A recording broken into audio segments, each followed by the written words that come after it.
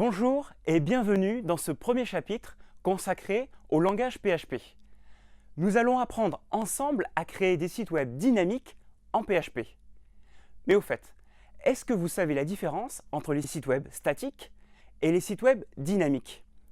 Vous allez voir que les sites web dynamiques sont des sites web qui s'adaptent à l'usage et aux besoins de chaque visiteur. Dans ce premier chapitre, nous allons aussi comparer le langage PHP avec les autres langages du web qui existent. Vous êtes prêts? Allez, c'est parti. Bien, avant de commencer, j'aimerais vous introduire un petit peu ce que sont PHP et MySQL, puisque ce sont des outils que nous allons utiliser dans tout le cours, et j'ai besoin de vous introduire des concepts de base. Qu'est-ce que c'est un site web dynamique? Qu'est-ce que c'est le langage PHP? Pourquoi est-ce qu'on a besoin de MySQL? En gros, à quoi ça va nous servir? Alors, pour commencer, j'aimerais vous faire la distinction entre des sites statiques et des sites dynamiques. Est-ce que vous savez la différence qu'il y a entre les deux? Eh bien, un site statique, c'est un site qui est conçu uniquement avec les langages HTML et CSS. Ça, c'est un site statique. Ce sont normalement des langages que vous connaissez déjà. En tout cas, il faut les connaître pour suivre ce cours. Une fois que vous avez fait du HTML et du CSS, vous êtes capable de créer des sites web.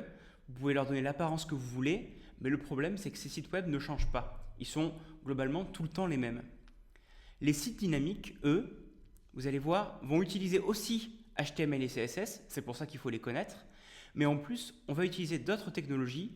Ici, on va utiliser PHP et MySQL en plus de HTML et CSS pour créer ce qu'on appelle un site dynamique. Alors, pour un peu visualiser la différence qu'il y a entre les deux, imaginez un site statique, c'est un site plutôt de présentation. Ici, on a du texte avec un historique, une photo, etc. Mais ce texte-là ne va pas changer vraiment très souvent et surtout, il ne n'est pas personnalisé. C'est le même texte, le même contenu qu'on envoie à tout le monde.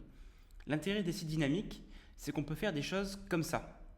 On peut afficher le nom de la personne sur le site, on peut afficher sa photo, on peut afficher le nombre de messages qu'elle doit lire sur la plateforme avec une messagerie privée par exemple. Bref, on peut faire tout un tas de choses qui font qu'on personnalise l'expérience pour le visiteur sur un site dynamique. Alors, pour comprendre comment ça fonctionne, il faudrait que je vous explique rapidement la différence entre les machines, clients et serveurs. Vous allez voir, c'est vraiment indispensable pour bien vous en servir ensuite. Qu'est-ce que c'est qu'on appelle un client? Eh bien, un client, c'est votre machine, c'est votre ordinateur, c'est l'ordinateur du visiteur en fait. Tandis que le serveur, ça c'est une autre machine, c'est la machine qui possède le site web. C'est la machine qui stocke le site web et qui l'envoie au visiteur, c'est-à-dire qu'il l'envoie au client qui demande le site web. En gros, le serveur est tout le temps allumé et son rôle c'est d'envoyer aux visiteurs à chaque fois des pages web quand il leur demande. Alors pourquoi je vous dis ça? Eh bien parce que la différence entre des sites statiques et des sites dynamiques est importante. Quand on fait un site statique, on a un visiteur qui veut voir une page web.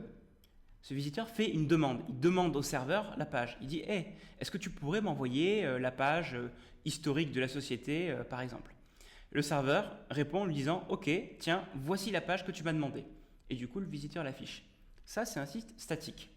Pour ça, on utilise HTML et CSS. Et c'est au moment où le serveur renvoie la page qu'il envoie en fait du code HTML et CSS. Comme ça, on fait la demande et le serveur renvoie le HTML et le CSS ici. Quand on fait un site dynamique, là c'est un petit peu plus compliqué parce que finalement, le visiteur va demander la page, comme d'habitude, mais le serveur, avant de renvoyer la page, va la générer. C'est-à-dire qu'il va la préparer spécialement pour le client qui l'a demandé. C'est à ce moment-là qu'il va afficher son nom, sa photo, qu'il va la mettre dans la page avant de l'envoyer, et après, il lui renvoie la page, et le visiteur peut voir sa page personnalisée, qui a été faite spécialement pour lui.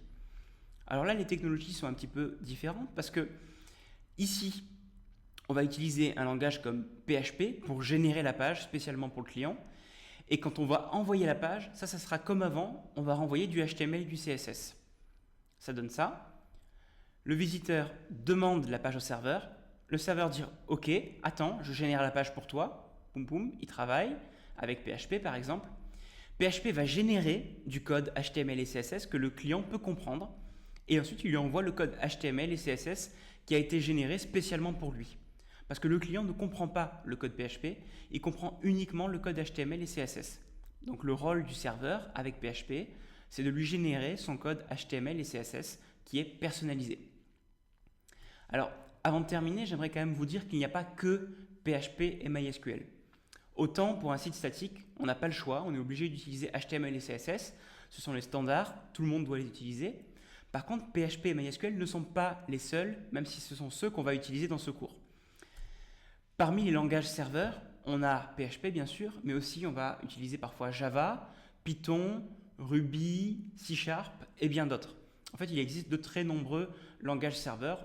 Vous pouvez prendre celui que vous préférez et dans ce cours, je vais vous présenter particulièrement le langage PHP. Côté base de données, ce qu'on appelle MySQL dans le cours, c'est le système qui va servir à stocker des informations, qui va enregistrer la liste de vos membres par exemple, la liste de vos messages. Ça, il y a tout un tas d'outils qui existent aussi, qui sont concurrents. Nous, on va utiliser MySQL, mais Microsoft fait une autre base de données qui s'appelle SQL Server. PostgreSQL, qui est une autre base de données, qui est open source, qu'on utilise chez Open Classrooms. Oracle, qui est, je dirais, la plus grosse base de données mondiale, qui est utilisée par tous les plus gros clients. En général, les banques, etc. vont utiliser Oracle. Et SQLite, qui est une base de données très légère et miniature, qui va servir pour des tout petits sites ou des tout petits projets. Voilà ce qu'il fallait retenir pour ce premier chapitre d'introduction à PHP et MySQL. Dans le prochain chapitre, on va justement installer les outils pour faire tourner PHP et MySQL sur notre machine.